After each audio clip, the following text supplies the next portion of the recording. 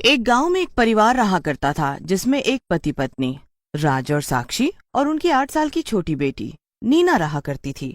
राज और साक्षी दोनों रजाई बनाने का काम करा करते थे और उसी पैसे कमाकर अपना घर चलाते थे। राज और साक्षी की बनाई हुई रजाई पूरे गांव में प्रसिद्ध थी और सब लोग उनकी कलाकारी की बहुत प्रशंसा करते थे। एक गांव में एक ऋषि बाबा अपनी भिक्षा मांगने आए थे। बेटा, मैं एक ऋषि मुनि हूँ, कृपया मुझे कुछ खाने को दे दो। ऋषि मुनि की बात सुनकर राज और साक्षी दोनों उनके लिए खाना लेकर बाहर आ जाते हैं। हे ऋषि मुनि, हम आपके लिए खाना लेके आए हैं, कृपया हमारी सेवा स्वीकार कीजिए। हे ऋषि मुनि, आप रात को कहाँ रुकेंगे? बेटा, मैं यहाँ तपस्या करने आया हूँ, इसीलिए किसी शांत जगह को ढूंढ रहा हूँ। राज ने देखा इतनी ठंड में ऋषि मुनि के पास ओढ़ने के लिए न तो कोई चादर थी और न ही कंबल। हे ऋषि मुनि, इतनी ठंड में आप कैसे रहेंगे? हम आपको एक रजाई भेंट देना चाहते हैं, इससे आपको ठंड नहीं लगेगी। ऋषि मुनि राज और साक्षी की भेंट से बहुत खुश हो जाते हैं और उन दोनों को एक वरदान देते हैं। मैं तुम दोनों को एक वरदान देता हूँ, तुम्हारी बनाई हर रजाई में एक जादुई गर्माहट होगी, उसमें प्यार की गर्माहट होगी। चाहे कोई कितना ही बुरा इंसान होगा, वो इस रजाई को ओढ़कर प्यार महसूस करेगा और वो एक अच्छा इंसान बन जाएगा। हे ऋषि मुनि, आपका बहुत बहुत शुक्रिया। इतना कहकर ऋषि मुनि अपनी तपस्या के लिए निकल जाते हैं। इस वरदान के बाद राज और साक्षी के बनाए गए रजाई की प्रसिद्धता और बढ़ जाती है और उनकी बिक्री भी खूब हो जाती है। एक दिन साक्षी के साथ अनहोनी हो जाती है। साक्षी जब रजाई के लिए रुई लेकर घर वापस आ रही होती है, तभी उसकी बैलगाड़ी लड़खड़ाने की वजह से खाई में गिर जाती है और उसकी वजह से उसकी मौत हो जाती है। पूरी रात गुजर जाती है पर राज को साक्षी के बारे में पता नहीं लग पाता। राज आधी रात को ही साक्षी को ढूंढने चला जाता है। अरे राज भाई, क्या हुआ? किसे ढूंढ रहे हो? कौन खो गया? इतना वक्त हो गया और साक्षी घर वापस नहीं आई।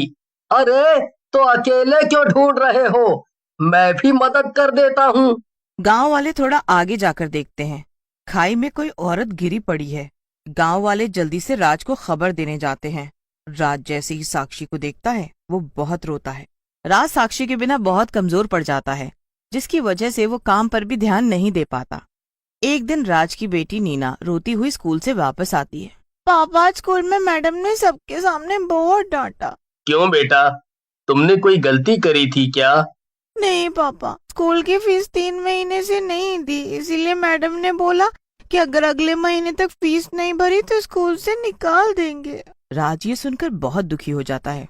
कोई बात नहीं नीना बेटा, हम तुम्हारी फीस भर देंगे, तुम बेफिक्र होकर स्कूल जाओ। अब मुझे साक्षी को भूलना होगा, मेरे ऊपर मेरी बेटी की जिम्मेदारी है और मुझे उसका भविष्य बनाना है। मैं अब बहुत मेहनत करूंगा और नीना को किसी भी चीज की कमी नहीं होने दूंगा।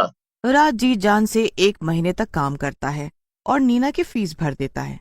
वो धीरे धीरे साक्षी को भुला देता है और जिंदगी में आगे बढ़ जाता है। जब नीना थोड़ी बड़ी हो जाती है तो वो भी अपने पापा के साथ रजाइयां बनाने में मदद करने लगती है। एक दिन राज के पास एक परी गरीब औरत के रूप में उससे मिलने आती है। राज, वो जादुई रजाई बनाने वाले तुम ही हो ना? जी मैडम, वो मैं ही हूँ।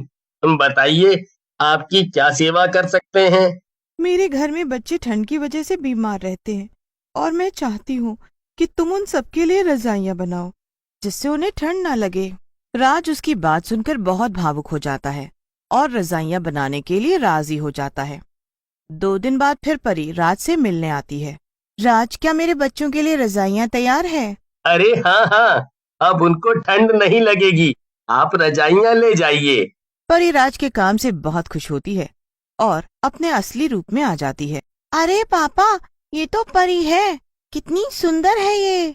राज, मैं तुम्हारे और तुम्हारी बेटी के काम से बहुत खुश हूँ, इसीलिए मैं तुम्हें एक बहुत ही अच्छा अवसर देना चाहती हूँ।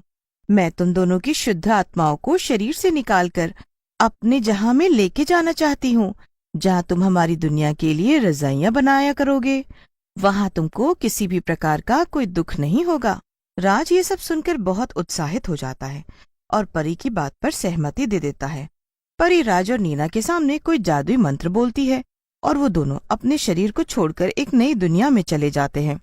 उस दुनिया में आकर राज और नीना को बहुत हल्का महसूस होता है। वो दुनिया बहुत ही भयानक होती है।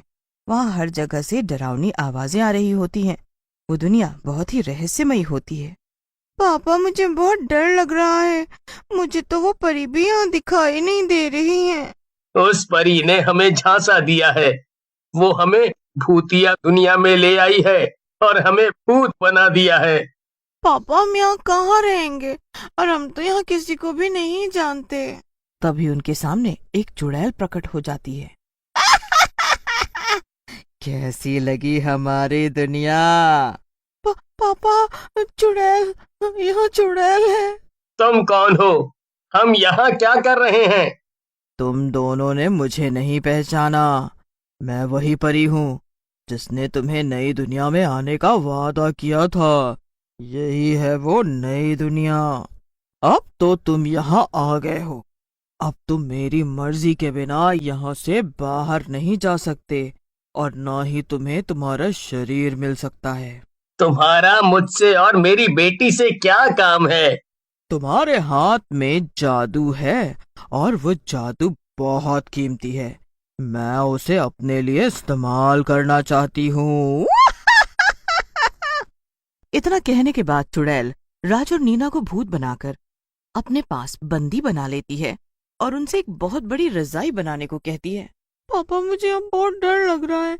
मैं यहाँ और नहीं रुक सकती। तुम चिंता मत करो बेटी, मैं कोई ना कोई उपाय निकालता हूँ। राज और नीना के साथ वहाँ एक और कैदी भूत था जो चुड़ैल के लिए खाना बनाया करता था। उसका नाम लक्ष्य होता है। क्या चुड़ैल ने तुम्हें भी बंदी बनाया है? हाँ। क्या तुम भी यहाँ कैदी हो? हाँ, मैं अपनी दुनिया का एक बहुत ही अच्छा बावर्ची था और चुड़ैल की नजर मुझ पर पड़ गई, तभी मैं यहाँ उसके लिए खाना बनाता हूँ। मुझे दुख हुआ ये देखकर कि उसने आपकी छोटी बेटी को भी बंदी बना लिया है। हमें कैसे भी करके इस चुड़ैल के चुंगल से निकलना होगा। मुझे एक रास्ता पता है। हमारे शरीर चुड़ैल के कमरे में बंद हैं। एक बार बस वो हाथ में आ जाएं। हाँ, तुम सही कह रहे हो, लेकिन हम उससे लड़ेंगे कैसे? पापा, हम उससे नहीं लड़ेंगे। ये तो गलत है ना। आप ही ने तो सिखाया है जहाँ दया और प्यार है वहाँ सब कुछ अच्छा होता है। तो हम भी उसके साथ अच्छा करेंगे, तभी तो वो चुड़ैल बदलेगी। तब से राज चुड़ैल के लिए जादुई रजाई बनाना शुरू कर देता है। कुछ दिनों बाद वो जादुई रजाई पूरी बन जाती है और वो उस चुड़ैल को भेंट में देने के लिए जाते हैं। अरे वाह, बन गई मेरी रजाई। चुड़ैल जैसे ही उस जादुई रजाई को ओढ़ती है तो उसकी नरमी से रोने लगती है। इस रजाई ने मुझे मेरे बच्चों की याद दिला दी। मैं जब जिंदा थी तो बहुत गरीब थी और मेरे 2 बच्चे भी थे। मेरे पास ओढ़ने के लिए सिर्फ एक चादर थी और ठंड से मेरे बच्चों को बहुत ठंड लगती थी। एक तो भूख, ऊपर से ठंड, जिसकी वजह से मेरे बच्चे बीमारी से मर गए। चुड़ैल को अपने बुरे कर्मों का एहसास होने लगा था और उसे बाकी सब पर भी तरस आने लगा था। चुड़ैल सबको उसका शरीर वापस कर देती है और उन्हें वापस अपनी दुनिया में भेज देती है। इस अच्छे काम की वजह से वो मुक्त हो जाती है। उस दिन के बाद से राज और नीना गांव के सभी गरीब और बेघर लोगों के लिए रजाइयां बनाया करते थे और उन्हें मुफ्त में भेंट कर दिया करते थे।